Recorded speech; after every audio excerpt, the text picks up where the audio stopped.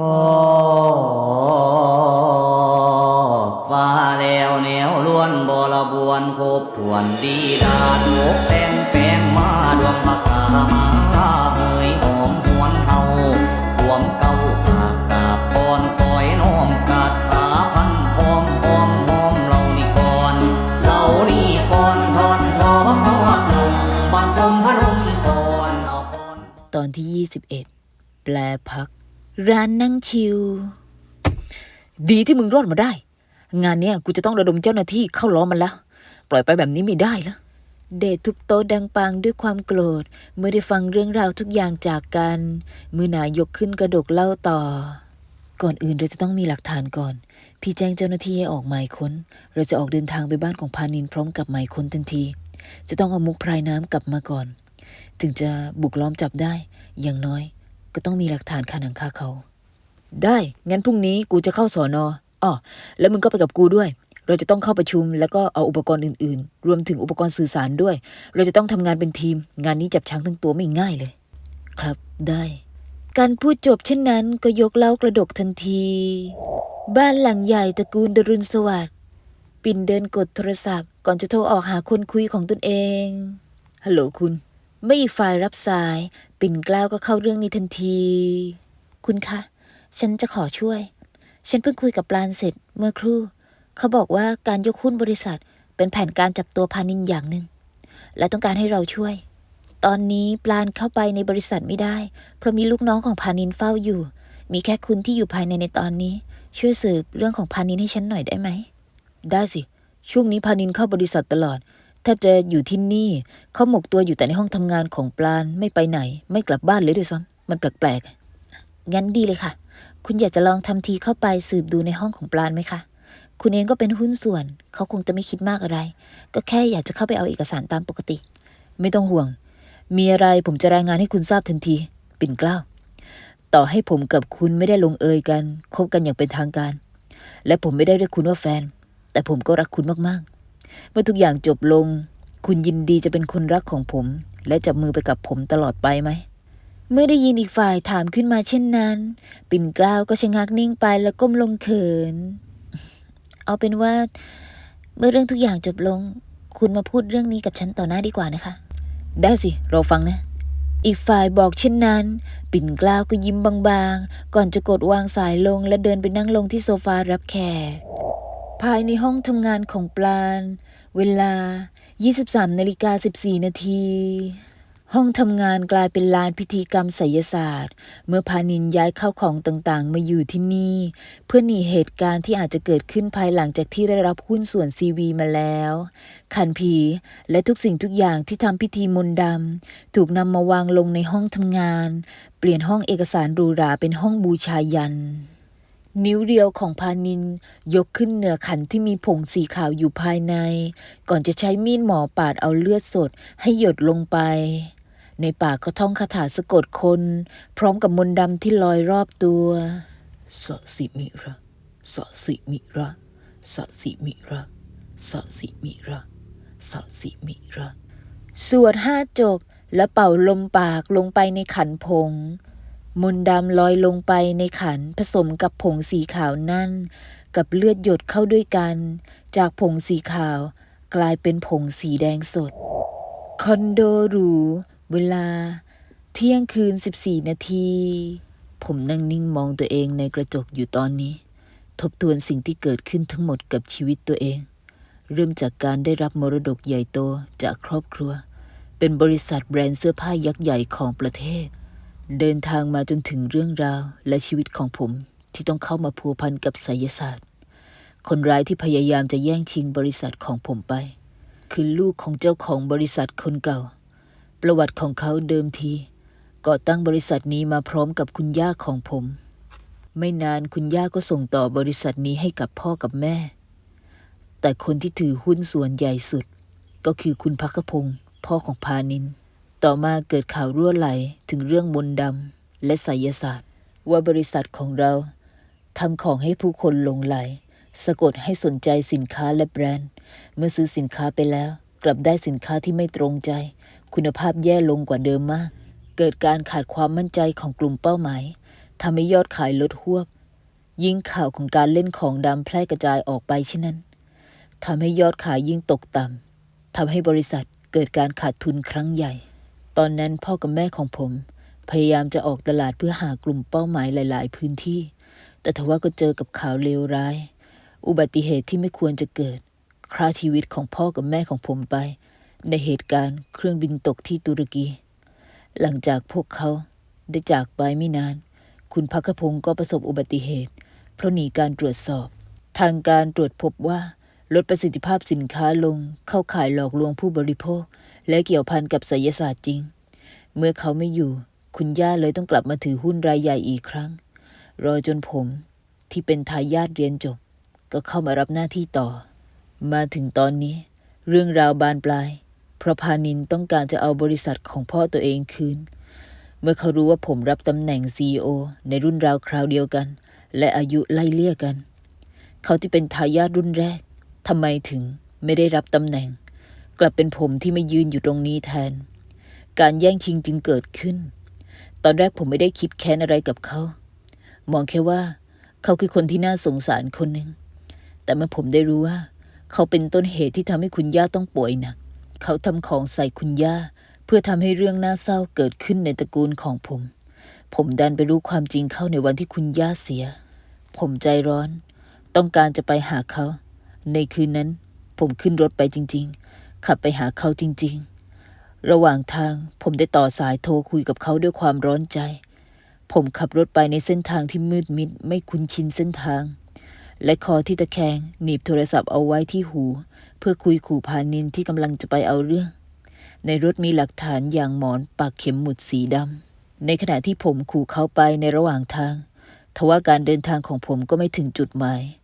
ผมประสบอุบัติเหตุในขณะที่พานินยังคงอยู่ในสายโทรศัพท์ของผมพังละเอียดไม่สามารถกู้หลักฐานการคุยหรือแม้แต่ข้อมูลอื่นใดในมือถือออกมาได้อีกสิ่งที่หายสาบสูญไปพร้อมกันอีกอย่างก็คือหมอนปักเข็มหมุดสีดำนั่นผมกลายเป็นเจ้าชายนิทรากว่า2 เดือนโดยวิญญาณไปล่องลอยอยู่ที่นิกุลกันและได้รู้จักกับกันความเหลือเชื่อคือเรา2 คนรักกันผมกลับมายังโลกมนุษย์ได้อีกครั้งเพราะการเสียสละของเขาจนตอนนี้เขากลับมาได้ก็เกิดจากความเสียสละบริษัทของผมหลังจากวันนี้ไปในเมื่อพานินมีจุดอ่อนที่เราหาเจอแล้วผมก็จะใช้จุดอ่อนนี้โจมตีเขาเอาบริษัทกลับคืนมาให้ได้ประตูเปิดออกก่อนร่างหนาในชุดเสื้อคลุมยีนจะเดินเข้ามาด้วยสีหน้าและแววตางัวเงียกลิ่นเหล้าฟุ้งเตะจมูกของผมเมื่อเห็นว่าเขาเมามาอีกแล้วผมก็ลุกขึ้นเดินไปประคองเขาในทันทีเป็นยังไงบ้างสารวัตรเดชว่ายังไงกูคุยกับเขาจบแล้วพรุ่งนี้กูจะเข้าไปที่สน.เอาหมายค้นแล้วก็ไปค้นบ้านในพานินกันบอกเช่นนั้นผมก็พยักหน้ารับส่วนผมบอกกับพี่ปิ่นให้ไปบอกนักข่าวแล้วผมจะกระจายข่าวว่าเขามีของดำกับนักข่าวรวมถึงที่ทำลายข้าวของและขโมยของที่นิกุลกันด้วยดีมากเมื่อข่าวออกไปเราจะไปค้นบ้านของพานินตามที่มีข่าวออกไปทันทีอย่างนี้เขาก็ทำอะไรไม่ได้แล้วใช่โจมตีเขาตอนหัวเสียเป็นโอกาสที่ดีที่สุดผมบอกเช่นนั้นกันก็ยิ้มกว้างให้ทันทีรอยยิ้มนี้ผมไม่ได้เห็นมานานมากแล้วผมยกมือเรียวขึ้นสัมผัสใบหน้าของกันภาพในวันนั้นก็ปรากฏขึ้นอีกครั้งภาพในวันที่เขาจากไปตอนนั้นที่เขานอนไม่ได้สติหวนกลับมาให้ผมน้ำตาคลออีกแล้วปลานเป็นอะไรร่างหนาถามผมขึ้นเบาๆไม่เอาแบบนั้นอีกแล้วนะต่อไปนี้มีอะไรจะต้องบอกกันนะอย่าทรมานตัวเองแบบนั้นเพื่อใครอีกรู้ไหมว่าตอนที่รู้ว่ากันจากไปผมรู้สึกใจสลายขนาดไหนผมพูดขึ้นเช่นนั้นน้ำตาก็ไหลลงมาเป็นสายไม่ร้องนะกันพูดขึ้นก็ยกมือหนาขึ้นมาปาดน้ำตาให้ผมสัญญากูจะไม่ไปจากมึงอีกแล้วไม่ทำตัวให้ตัวเองทรมานแบบนั้นอีกมึงก็เหมือนกันสัญญากับกูไม่ว่ายังไงอย่าเอาความสุขของตัวเองกับครอบครัวไปแลกกับชีวิตของใครอีกเรา2 คนต่างก็เจออะไรมาหนักหนามากแล้วหลังจากนี้จับมือกันเดินฝ่าฟันอุปสรรคตรงนี้ไปด้วยกันกูจะไม่ปล่อยมือมึงเด็ดขาดได้ยินเช่นนั้นผมก็พยักหน้ารับพร้อมทั้งน้ำตาทันทีมือหนาดึงผมเข้าไปกอดก่อนจะพูดขึ้นก้าว ยังจำครั้งแรกของเราตอนนั้นได้ไหมผมเบิกตาโพลงก่อนจะพระร่างตัวเองออกตรงหน้าแล้วมองหน้าเขาด้วยความงงงวยครั้งครั้งครั้งแรกอะไรเหรอในวันที่กูโดนยาเสน่ห์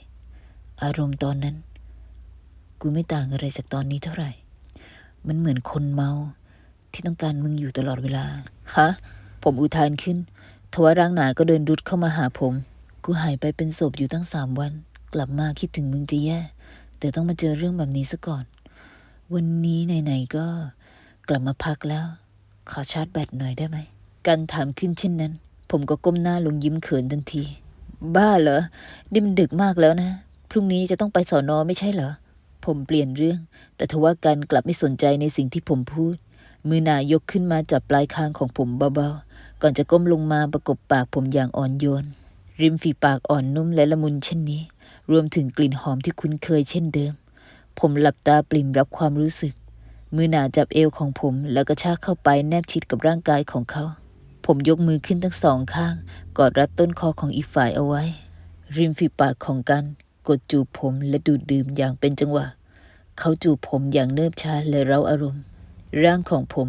ถูกเขาค่อยๆดันให้ก้าวเดินถอยหลังไปยังเตียงนอนมือหนายกขึ้นปลดกระดุมเสื้อเชิ้ตของผมออก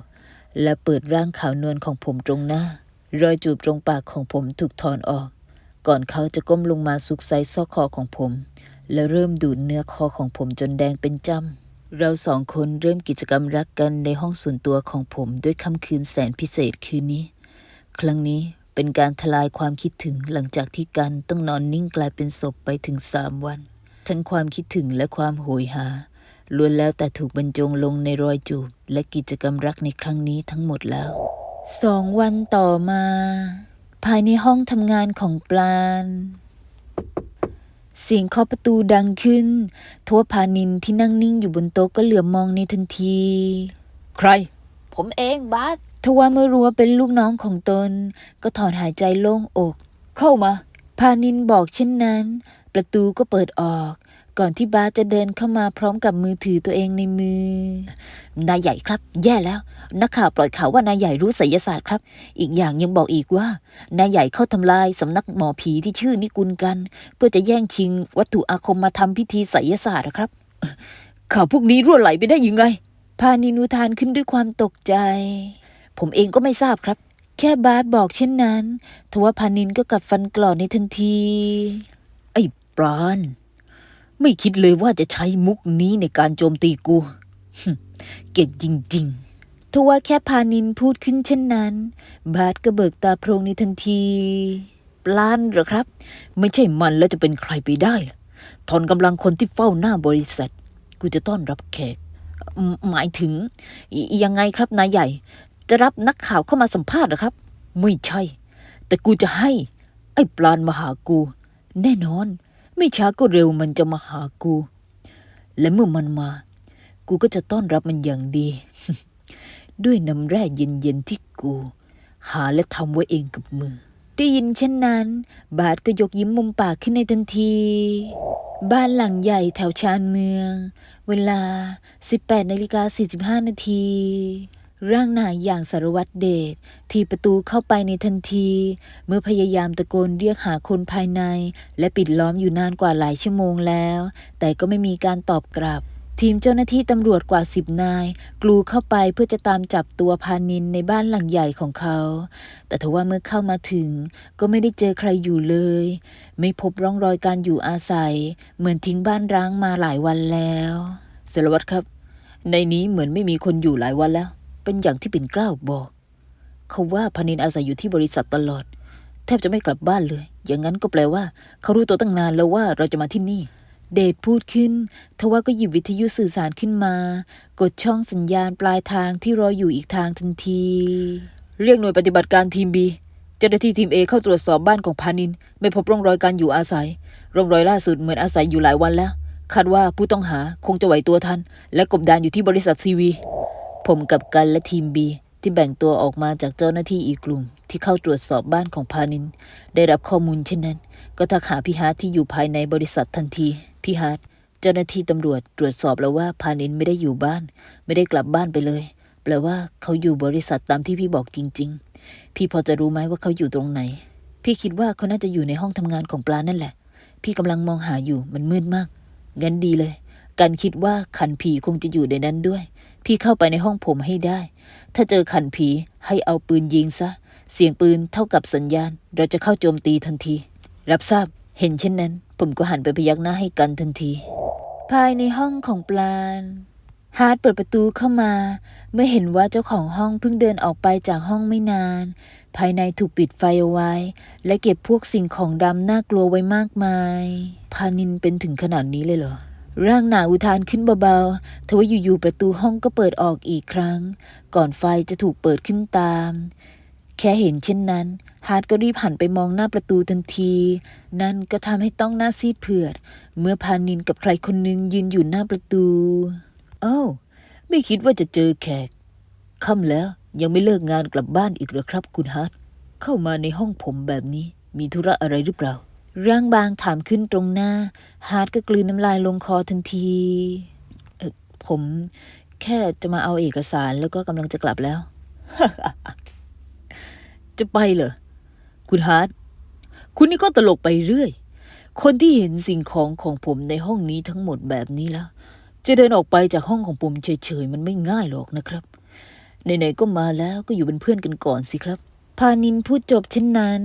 บาสก็ตรงเข้าไปคว้าตัวของเขาแล้วกดลงให้นั่งที่เก้าอี้รับแขกตรงโต๊ะทำงานนี่จะทำอะไรฮาร์ดอุทานขึ้นทำอะไรล่ะผมแค่ต้องการคนช่วยงานเท่านั้นเองไอ้ที่มีอยู่มันไร้ประโยชน์ทำงานพลาดบ่อยทว่าแค่ได้ยินเช่นนั้น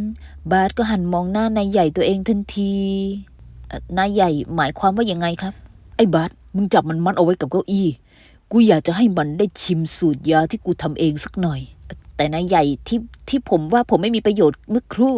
ไม่ต้องถามมากกูบอกให้ทำก็ทำพานินตะคอกบาสอย่างแรงจนอีกฝ่ายหน้าเสียเขารู้สึกโกรธแต่ก็ยอมทำตาม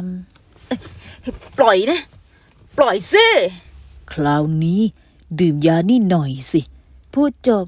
พานินก็เดินเข้าไปพร้อมกับขวดยาขนาดเล็กที่มีของเหลวสีแดงอยู่ภายในเมื่อมาถึงร่างของฮาร์ดก็ยกมือขึ้นบีบคางให้ปากเปิดออกก่อนจะกรอกน้ำสีแดงลงไปในปากของเขาครึ่งหนึ่งเมื่อของเหลวสีแดงลงไปในคอและเข้าสู่ร่างกายฮาร์ดก็ดิ้นทุรนทุรายอยู่บนเก้าอี้อยู่เป็นนาทีไม่นานก็สงบนิ่งลงและเบิกตาโพลงขึ้นมาด้วยสายตาที่แข็งทื่อ ได้ผล คราวนี้ไอ้บาสมึงปล่อยมันได้พานินบอกเช่นนั้นบาสก็รีบปล่อยอีกฝ่ายทันทีร่างหนานั่งนิ่งเช่นเดิมอยู่บนเก้าอี้